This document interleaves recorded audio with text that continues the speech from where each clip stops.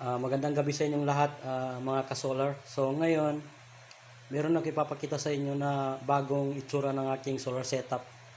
So ngayon guys, binago ko na yung lahat ng format niya. Dati kasi, ang gulo ng mga wirings ko. Kasi hindi pa masyado na-arrange at saka walang ganito, yung moldings.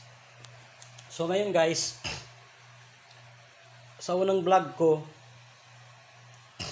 medyo magulo yung wirings ko kasi hindi masyado na-arrange ng maayos. At yung pangalawang vlog ko naman is hindi ganito ang gamit kong MPPT. Dati ang gamit ko is yung POEMR na 20 amperes. So ngayon guys, ang kinuha ko ngayon is 100 ampere na MPPT na may pagka PWM.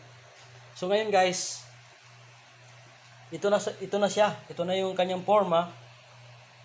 Ito naman yung aking breakers at saka ito yung aking voltmeter. So ito guys, 12 volts lang yan. At saka ito 12 volts din. Ito naman is 220 na outlet. So ngayon guys, ganun pa rin yung paglalagay sa aking mga inverters.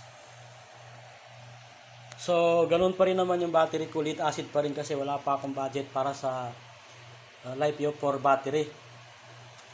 So, ngayon guys, kahit ganito naman yung itsura niya, kaya naman niya magpagana ng dalawang magkasabay na mga electric fan. Yan. Magkasabay yan.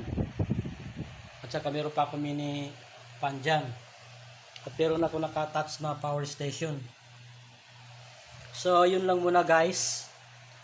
Update lang kayo sa yun lang muna guys, update ko lang kayo sa susunod na vlog ko kasi medyo napupull na itong cellphone ko kasi 64 GB lang to.